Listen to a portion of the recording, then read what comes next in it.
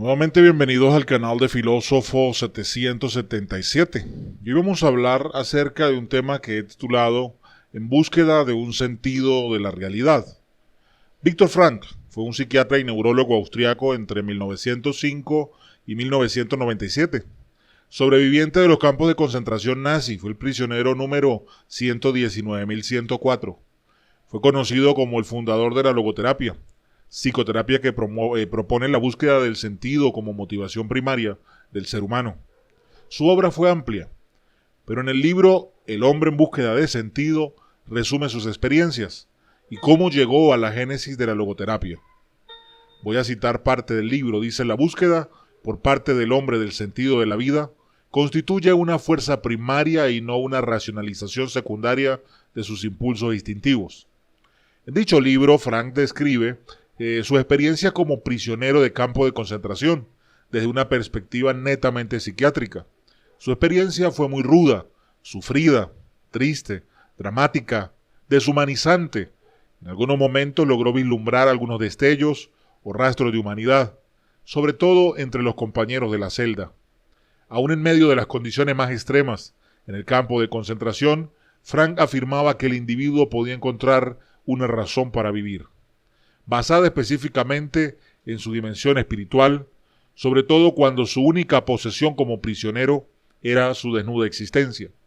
Frank describe muchas etapas en ese transitar por el sufrimiento: ilusión por el cambio, curiosidad, apatía, sueños, vuelta a las emociones primitivas, ausencia de sentimientos, cuestionamientos políticos, cuestionamientos religiosos, irritabilidad, huida al interior y finalmente la libertad interior.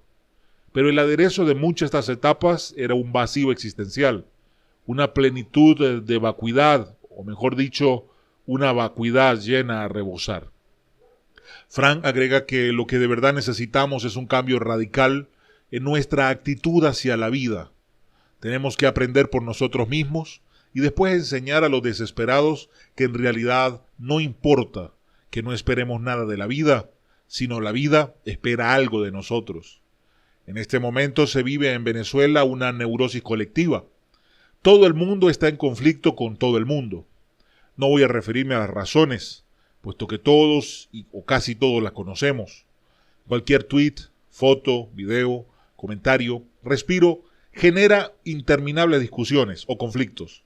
Inclusive los venezolanos que permanecen en el país no solo pelean entre ellos, sino con la creciente diáspora venezolana.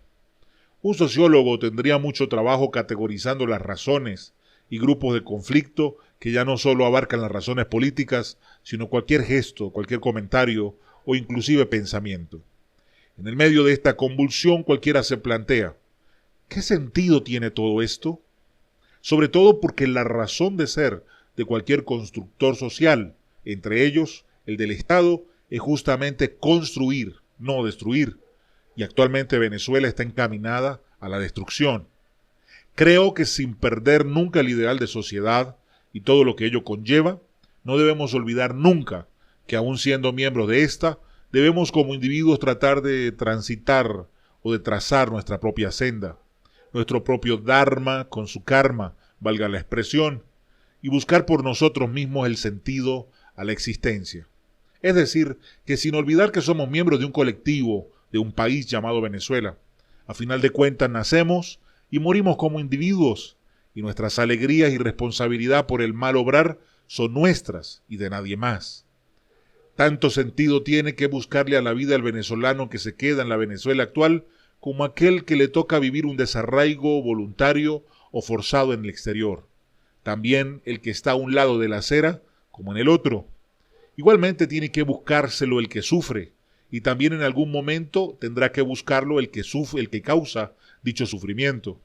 Este último es un guillotinador, un verdugo, un agente kármico, una entidad maligna, un endemoniado como Maduro y su combo, o como quiera que se le llame.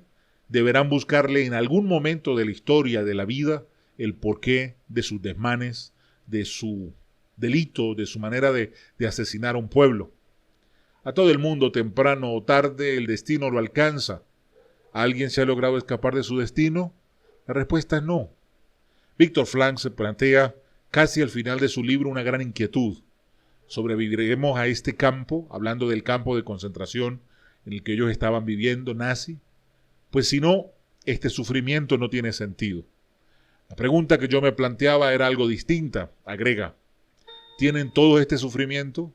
¿Acaso todos padecen las mismas muertes en torno mío, algún sentido? Porque si no, definitivamente la supervivencia no tiene sentido, pues la vida, cuyo significado depende de una casualidad, ya se sobreviva o se escape a ella, en último término, no merece ser vivida. Fuimos despertados de algún letargo petrolero, que fue el caso nuestro, Venezuela. Venezuela estaba enamorado de la vida petrolera, de ufanarnos de ser los mejores de América Latina, con la democracia más sólida, con la economía más propia. Fuimos despertados de nuestro modo de ser los más chéveres y simpáticos del mundo, riéndonos de nosotros mismos, viviéndonos y jactándonos de tener el mejor país del mundo, mientras en otras latitudes otros hacían y silenciosamente se decían a sí mismos: aún falta mucho para estar tranquilos. De la noche a la mañana, a Venezuela le tocó enfrentar una realidad. Todo en la vida tiene un costo o tiene un precio. Meditemos en esto, Venezuela. Meditemos en esto de que vale la pena sufrir y soportar el sufrimiento siempre y cuando tengamos la fe y la esperanza de que saldremos victoriosos, con vida, al final de este transitar. Pongamos nuestras manos con Dios, pongamos nuestros pensamientos en Dios y nuestro accionar sea en búsqueda de cumplir este sueño o este ideal de ver a Venezuela libre. Ya basta de pelearnos entre nosotros mismos, que si por el carné, que si por la gasolina, que si por... Vámonos a buscar la solución del problema. Vámonos a buscar desde ya cuál es la salida. Pues el pueblo en la calle debe saber, y está claro, de cuál es la salida. Pero no es la salida de otros haciendo algo, es la salida de todos haciendo algo. Hasta aquí el mensaje de su hermano y amigo Filósofo 777. Déjame tu opinión en la caja de comentarios. Bueno, y te pregunto, ¿has conseguido el sentido de tu vida en esta realidad? Bendiciones para todos.